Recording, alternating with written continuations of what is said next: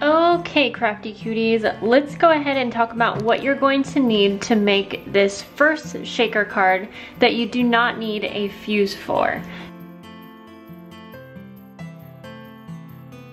So if you are wanting to recreate the same exact size of card that I am making today, you're going to need one piece of paper that measures 7 inches by 10 inches. And as you can see, I just folded mine in half, so now it's 5 inches by 7 inches. You're going to need 2 pieces of paper, and these measure 4 inches by 6 inches, so just 1 inch short of the entire card front. And then you're going to need some plastic for your shaker, and I am using just a page protector, and I cut this out the same exact size as these cards, so 4 inches by 6 inches. And then you are going to need either an X-Acto knife so that you can cut out the square where we are going to be able to see the sequins, or if you have a die cutting machine like me, I will be using this right here. And then you're going to need some type of a tape roller. You're going to need some type of foam tape. I'm just using these square mounting tabs today, but if you have the foam tape that comes in a roll, that does work a little bit better.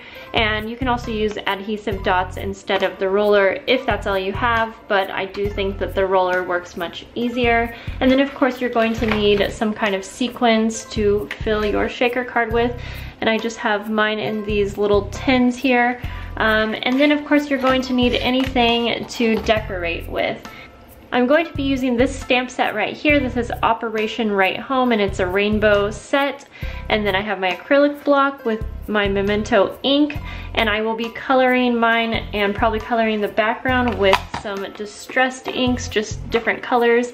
So I think that is everything. I will be actually just using these makeup wedges to put the distressed ink all in my background, and I may come up with a few other things to decorate as we go. So I'm going to start out by die cutting my square, and I'm going to have mine at the top here. You can really do it wherever you would like. It's actually probably quicker if you just use an X-Acto knife, so don't feel like you can't do this without a die cutting machine.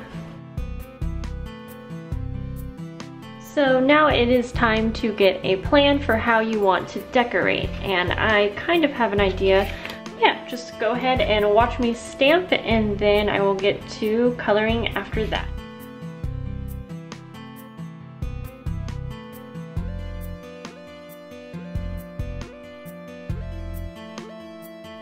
Okay, so it's time to color. I am going to start with the rainbow.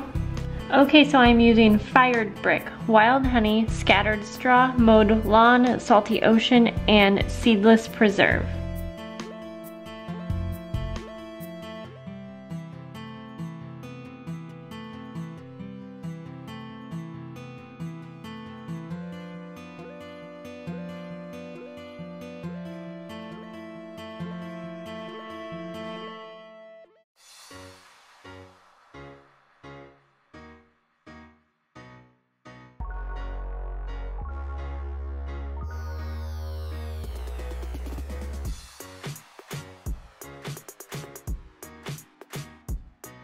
Right here I'm just adding some droplets of water, and that does give these inks a really cool effect. Alright guys, so I'm just going to use my tape runner here and make sure it's a strong hold. And place it down. And I notice my plastic's not exact, it's a little too big, but that's okay because I will just trim that off. As long as it's covering your window, you're good. So now you're going to take your foam tape and you're going to put it all around the edge of the frame here. So I'm just using a ton of squares, and I'm going to cut these in half. So I'll be right back after I have it all. Okay, so now that you have it aligned with your tape, you are going to add the sequins to the window here. I'm just going to add a variety of different colors, and I'm going to add some sea beads as well, and that kind of adds to the sound that your shaker makes. And my foam is not too thick, so the thicker the better. Okay, so make sure that you adhere your background the right way because I messed up the last time I made one of these. And just press down really good. There we go. I probably could have added more, but that's okay, I like it. So I'm going to put this down here, there.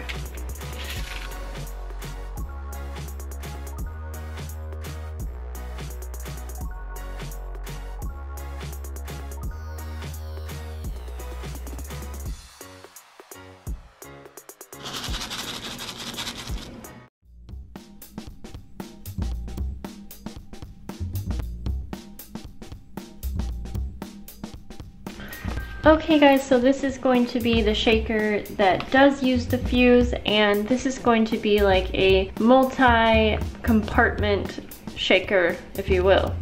So you're going to need your plastic, and I'm using just the plastic page protectors. So I have two sides here, and I cut off a piece where one of the edges is already attached. So this is 6x6 square. So you'll need a 6x6 square of two pieces of plastic. And then for the center, I am using a card that measures 4x4.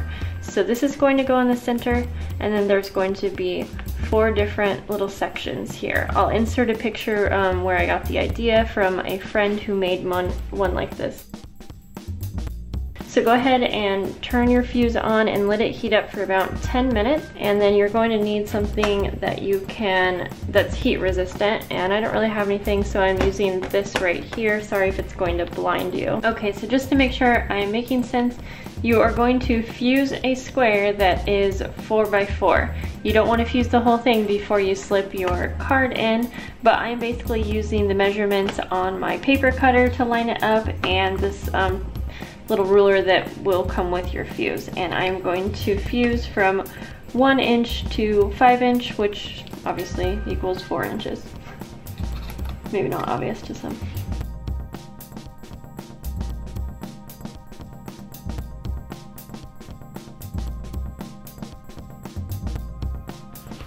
Okay, so once you have the 3 edges fused up, go ahead and slip your card in. I did go a little too high right there, but this is my first time making one, so you know, just be more careful next time. And of course, if you wanted to add sequins to the middle, go ahead and do so now. I'm going to close up the 4th seam. So basically, we are going to fill the sequins in the middle, and we're going to do diagonal fuses like this. And then of course you're going to have to do the outer corner as well. So lots of fusing for this one. You can totally, you know, do this simple and just do a card and seams all around. Totally up to you. I'm going to start on this bottom where I already have the seam closed right there. Okay, go and seal it up. Okay, so we have our first little pocket down here, and now you just have to repeat on all of the edges.